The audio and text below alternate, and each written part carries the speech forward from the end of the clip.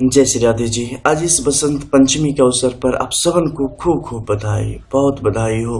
लोग काफ़ी हर्षोल्लास के साथ सरस्वती पूजा का, बसंत पंचमी का यह उत्सव मनाते हैं। आप लोगों को माँ ज्ञान देवे, सद्ज्ञान देवे और सत्य पथ पे बढ़ने की प्रेरणा मिले। इसी के साथ हम इस वीडियो की शुरुआत करेंगे और आज हमारे इस वीडियो में कुछ खास है, क्योंकि आज हम जानने वाले हैं महीन जो भी रेखाएं इस हथेली में हैं उनके, जैसे कि बहुत सारी ऐसी रेखाएं होती है जो कि परमानेंट होती है, यानी कि अस्थाई, कुछ होती है टेम्पररी होती है। इन सब का प्रभाव अलग अलग है और जब ये आपस में मिलती है ना, तो कभी कभी आप देखोगे क्या कि एक सिंबल के रूप में परिवर्तित हो जाती है। इसके अलावा भी इस हथेली पर कई सारे सिंबल की स्थिति है जिसके फलाफल के बारे में आपको जानना चाहिए और इसके बारे में जानना काफी दिलचस्प होगा, जो आप इन रेखाओं के बारे में जानेंगे कैसे कार्य करती है। तो चलिए शुरू करते हैं। सबसे पहले हम ले लेते हैं आपके चंद्र के क्षेत्र के, चंद्र यानी कि मन का कारक। यहाँ की स्थिति का निरीक्षण पहले होना चाहिए, क्योंकि मन अगर वश में है तो संसार आपके वश में है, और अगर मन अस्थिर है तो फिर आपकी लाइफ, आपका संसार भी अस्थिर होता चला जाता है। जैसे कि यहाँ पर देखोगे कि चंद्र के क्षेत्र में नीचे से, यानी कि करपृष्ठ, जो पीछे वाला क्षेत्र होता है ना उसे करपृष्ठ कहते हैं, और अंदर वाला क्षेत्र इसे करतल कहते हैं। तो करपृष्ठ से बहुत सारी रेखाएं आती गई होंगी, ठीक है। आप अपनी हथेली में भी देख सकते हो, बहुत सारी ऐसी रेखाएं होंगी जो कि इस बीच का जो गैप होता है ना, यहीं तक आके रुक जाएगा, इस ऊपर में दिखाई नहीं देगा। लेकिन कुछ रेखाएं होंगी कि ऊपर तक चली आ रही होंगी। उन रेखाओं को बड़ी सावधानी से देखना कि वो रेखाएं एक निश्चित दूरी से साथ साथ आगे की तरफ बढ़ रही है। सारी रेखाएं एक तरीके की है, सारी रेखाएं अर्धव है या ऊर्ध्व है, या कुछ अर्धव है कुछ ऊर्ध्व है। ऊर्ध्व यानी ऊपर की तरफ बढ़ने वाली, अर्धव यानी ऊपर से नीचे की तरफ जाने वाली, ठीक है। तो इन चीजों पर गौर करना, इससे ही फलों के बारे में स्पष्टता आएगी, समझ पाओगे कि क्या मतलब है। इसके अलावा दूसरी चीज देखना कि क्या इनकी कोई अनुसांगिक शाखा भी है। अनुसांगिक शाखा यानी कि साथ में मुख्य शाखा से निकलने वाली एक आध महीन शाखा जो गौण होती है, कई दफे उसका कोई कार्य नहीं होता है लेकिन होती है, तो वो है या नहीं है। ये अनुसांगिक शाखा बाहर के क्षेत्र में जाके है, यानी कि जब बहुत ज्यादा रेखाएं निकल गई है उसके बाद, जैसे कि यहाँ पर देख पा रहे हो, यहाँ से निकल के आगे की तरफ बढ़ी है, क्या ये उसकी अनुसांगिक शाखा है? इसके बारे में जानकारी प्राप्त करना पड़ेगा। लेकिन कैसे? देखो, ये मोटी लकीर थी, यानी अनुसांगिक नहीं हो सकती, ये अस्थाई रेखा होती है, ठीक है। लेकिन ये अस्थाई यानी कि टेम्पररी लाइन के साथ के मुहाने से बनी है, यानी इसका फल किस तरीके से जीवन में आएगा, इस पर गौर करना काफी दिलचस्प होगा। अब ऊपर के क्षेत्र में देखो, ये तो हमने यहां से डिवाइड कर दिया कि ये किसका कौन सा क्षेत्र है, ठीक है। तो ये नीचे का हो गया शुक्र का, इधर का हो गया चंद्र का, ये मध्य का जो क्षेत्र होता है यहाँ पे, ये हो गया आपके केतु का क्षेत्र। लेकिन इससे ऊपर का जो है मंगल का है, और ये सीधी लकीरें स्पष्ट तौर पे अभी भी आती चली जा रही है। कुछ लकीरें देखो इतनी लंबी लंबी होती चली गई है, इनकी अनुसांगिक जो साथ वाली रेखा है वो थोड़ी मोड़ी आगे की तरफ बढ़ी है। इसके अलावा भी ये रेखाओं की परिस्थिति यहाँ पर उसी प्रकार से है, और सारी जो भी रेखाएं हैं ये ऊर्ध्व रेखाओं की स्थिति में यहाँ पर स्पष्ट तौर पर चल रही है। चंद्र के क्षेत्र में जब भी रेखाएं बहुत तेजी से बढ़ने लगे, इनके सेल्स बहुत तेजी से बढ़ने लगे, तो समझ जाओ कि हमें कहीं न कहीं गलतियां शुरू हो गई हैं, कहीं न कहीं कमी आनी शुरू हो गई है, कहीं न कहीं त्रुटि होनी शुरू हो गई है। हमें सावधान हो जाना चाहिए।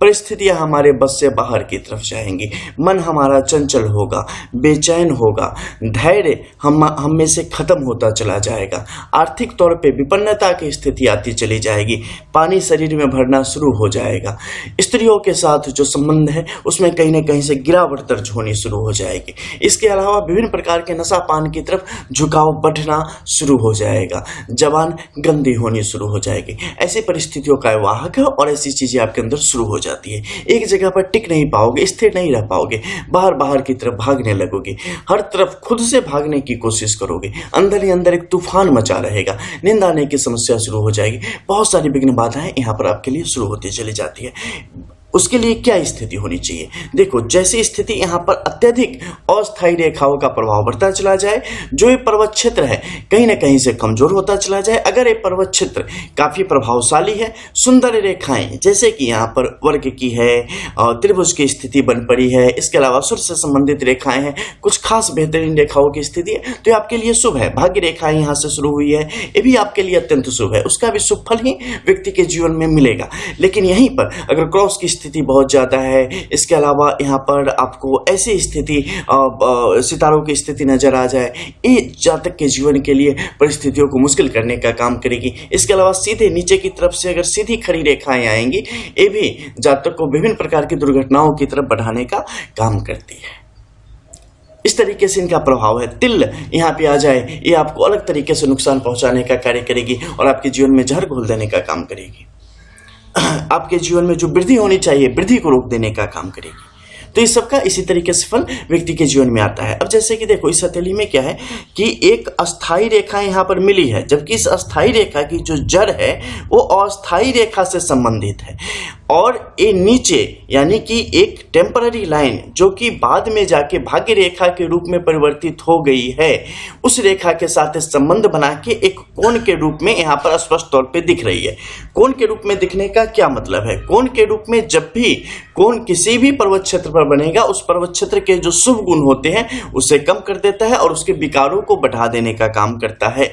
व्यक्ति को सही रास्ते की तरफ उसकी सोच को, उसका जो काम है उसे नहीं रहने देगा। वो कहीं ना कहीं से उसे भटकाने की कोशिश करेगा और विभिन्न प्रकार के जीवन में कुछ ऐसी परेशानियों को लेके आके खड़ी करेगा जो परेशानियां उसे उसके मुख्य पथ से भटका देवे, उसके लिए परेशानियों को उत्पन्न कर देवे और मानसिक तौर पे वो व्यक्ति हमेशा विचलित अवस्था में रहे। तो इस स्थिति को यहाँ पे बढ़ाने का काम करेगा। इससे बचने के लिए जातक विभिन्न प्रकार के अन्य उद्यमों में यानी कि अन्य कार्यों में अपने आप को संलिप्त करने के, संलग्न करने की कोशिश करेगा, लेकिन वहां से भी क्योंकि वो इसे मुख्य रूप से अपना नहीं रहा है, इससे बचने के लिए उन विकारों को अपना रहा है, इस कारण ये विकार भी उसे शांति नहीं देंगे बल्कि ये और भी ज्यादा अशांति को बढ़ाने का काम करेंगे।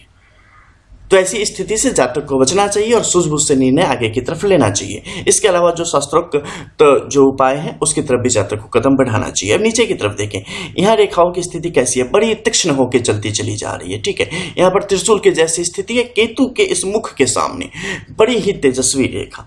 जब भी ये स्थिति आपके केतु के क्षेत्र की तरफ बढ़ती चली जाती है, इस जातक के लिए जैसे कि मैंने आप बताया, केतु अपने आप शुद्ध हो जाएगा, यहाँ पर कुल वृद्धि, धन वृद्धि के स्पष्ट योगों का निर्माण करेगा और जातक अथाह धन की प्राप्ति की तरफ लेके चलता चला जाएगा। प्रारब्ध है, डेस्टिनी है, प्रारब्धवश ही प्राप्त होगा। और इसकी पुष्टि कौन करता है? ऊपर के क्षेत्र में देखो, जब जीवन रेखा नीचे की तरफ आई है, इस क्षेत्र में देखो स्पष्ट तौर पे एक मत्स्य का चित्र इतनी सुंदर रूप में यहाँ पर निर्माण हुआ है और इसकी पूंछ कहाँ चली गई है? स्पष्ट तौर पे शुक्र के यानी कि विनस के माउंट के तले में। पैतृक संपत्ति, इसके अलावा जातक को जो मिलेगा उसे सहेज के, उसका संवर्धन करके और उसे बहुत आगे ले जाने का काम करेंगे। जातक अपने जीते जी अपनी भी संपत्ति बनाएगा, विरासत की भी अथाह संपत्ति को प्राप्त करके जीवन को बहुत ही ऊंची दिशा दशा देने का काम करेगा, जो कि औरों के लिए सबक हो, ऐसी स्थिति को पैदा करने का कार्य करेगा। लेकिन इसमें ढेर सारी अड़चनें आएंगी, उस अड़चनों को मंगल की रेखाएं दूर करेगी। अड़चन कहां से आएंगी? देखो, अब नीचे के क्षेत्र में जब यहां पर भाग्य रेखा निकली है, त्रिमुखी अवस्था में निकली है, त्रिमुखी अवस्था के अंदर भी जो द्वितीय रेखा है उसकी आनुषांगिक शाखा है, एक अलग से है, और उसके ऊपर से एक रेखाओं के रूप में निकली है, निकलते जाते जाते बहुत सारी शाखाओं में विभक्त होकर छोटी होती चली गई है। इसकी तुलना ऐसे करो कि बहुत सारे पौधे आप लगाते हो ना, कुछ पौधे बड़े हो जाते हैं जितना होना चाहिए, कुछ छोटे ही रह जाते हैं, उसी में बहुत बहुत उसके हाथ पांव निकल आते हैं। उसी तरीके से काम कर रहा है। लेकिन क्या ये मृत है? क्या ये पूर्ण रूप से काम कर रहा है? नहीं। व्यक्ति छोटा हो या बड़ा हो, इससे उसकी बुद्धि पर कोई असर नहीं पड़ता। शारीरिक उसकी जो क्षमता कैसी है, उसकी पर्सनालिटी कैसी है, इससे उसकी सफलता का कोई मतलब नहीं होता। ठीक है, उसी प्रकार से जो भाग्य रेखा है यहाँ पे छोटी है, बहुत छोटी है या बहुत बड़ी है, इससे फर्क नहीं पड़ता। बहुत बड़ी भी हो जाएगी और बीमारू रहेगी तो कोई किसी काम की नहीं होती, लेकिन बहुत छोटी है और स्ट्रांग है तो बहुत काम की है। वैसे ही बहुत छोटी है, स्ट्रांग है, बहुत काम की है, लेकिन शाखाएं बहुत ज्यादा निकल आई हैं। शाखाओं का क्या मतलब? मैंने कई दफे समझाया है कि छोटे पेड़ जब हम लगाते हैं ना तो बार बार उनकी छोटी छोटी टहनियों को काटते हैं। क्यों? क्योंकि वो सही तौर पे विकास करे, ऊपर की तरफ बढ़े, क्योंकि जो टहनियां होती है ना, नीचे खरपतवार होते हैं ना, वो उसकी एनर्जी को चूस लेते हैं, तो सही तरीके से उसका विकास नहीं हो पाता। वैसे ही यहाँ पर जो ये निकल रही है ना, ये आपकी मानसिक चेष्टाओं को दर्शाता है, आपके कर्म में जो आप घाल मेल कर रहे हैं उसे दर्शाने का काम करता है, क्योंकि आपका चित्त स्थिर नहीं है, आप एक जगह पर स्थिर नहीं है, आपका मन भटक रहा है। इस कारण आप कई सारी चीजों में खुद को लगा के बैठने की जुगत भिराए बैठे हैं, इस कारण आप कहीं के नहीं हो पा रहे हैं। ठीक है, 100 के चक्कर में एक भी नहीं मिल रहा है। दुविधा में दोनों गए, माया मिली न राम वाली कहानी यहाँ पर चरितार्थ हो रही है।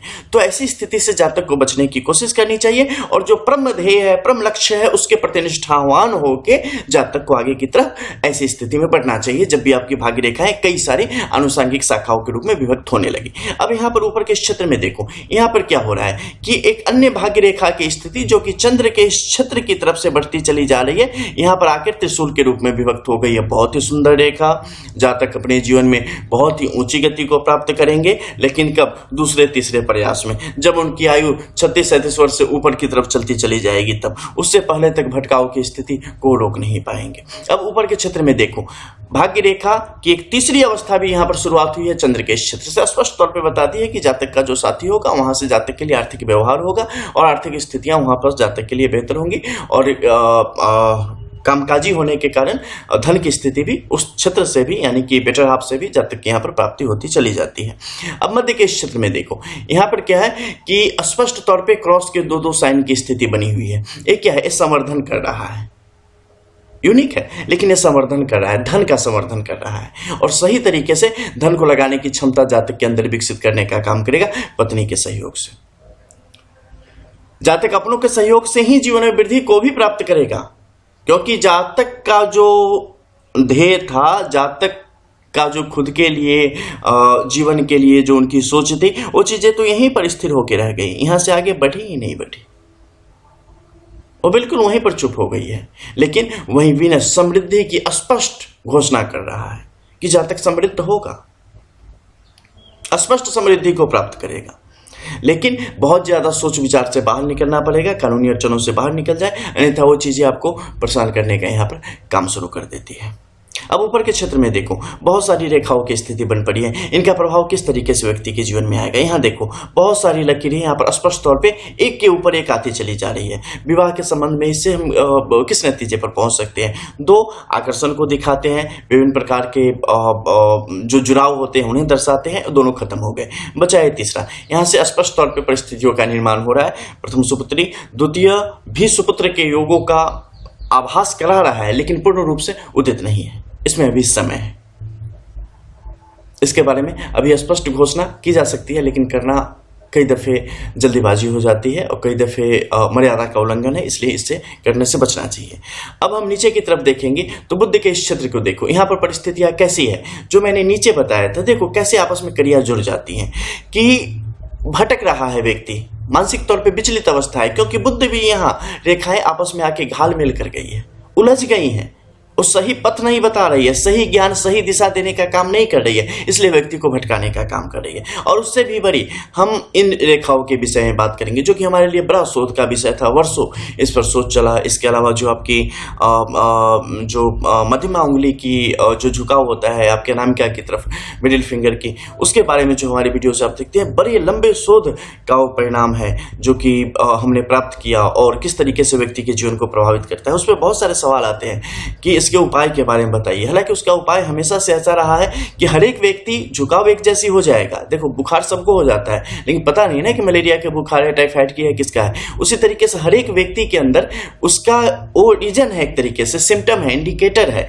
कि ऐसा है तो ऐसा जीवन में आएगा, लेकिन किस कारण से आएगा वो पूरी हथेली देख के पता चलता है। ठीक है, मिडिल फिंगर प्रेडिक्शन वाले जिन्होंने वीडियो देखा है उनके लिए बता रहा हूं। तो जब तक उनके हाथ की विश्लेषण न हो तब तक नतीजे पर पहुंचना मुश्किल होता है। इसके अलावा देखो यहाँ पर क्या है कि जो अवस्था बन रही है सूर्य की अवस्था आपस में घाल-मेल करके चल रही है। छोटी छोटी अस्थायी रेखाएं बहुत ज्यादा इंटरफेयर कर रही हैं। बहुत ज्यादा इंटरफेयर करने से क्या होता है कि सफलता से रह के आप थोड़े थोड़े से पीछे रह जाते हैं। आप तेजी से बढ़ते हैं, ईमानदारी से काम करते हैं, लेकिन परिस्थितियां कहीं ना कहीं से थोड़ा सा पीछे आपकी टांग खींच देती है और वहां से आपके लिए परिस्थितियां मुश्किल हो जाती है। और इसको बढ़ाने का काम करता है आपस में यहाँ पर जो मिलाने वाली जो संयुक्त रेखाएं हैं, ये बिच्छू डंक है, ये करती है काम।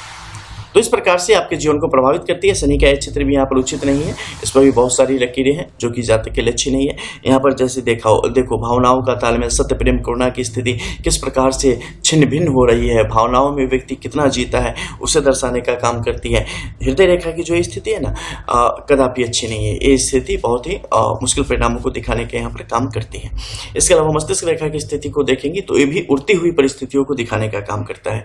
जब भी जीवन रेखा की ऐसी अवस्था आ जाए व्यक्ति के बचपन में अगर आप देखेंगे छोटी अवस्था में, तो उनके स्वास्थ्य संबंधी विभिन्न प्रकार के विकारों को दिखाने का काम करता है। और ये परिस्थितियाँ अगर आगे तक चली जाएँ तो वहाँ भी आपके लिए परेशानियों को बढ़ाने का काम करेगा। तो ऐसी थी कुछ खास लकीरों के विषय में आपसे हमने बात करी। चलिए अगली वीडियो में कुछ और नई चीज़ों को जानेंगे। तब तक के लिए जय जय श्री राधे।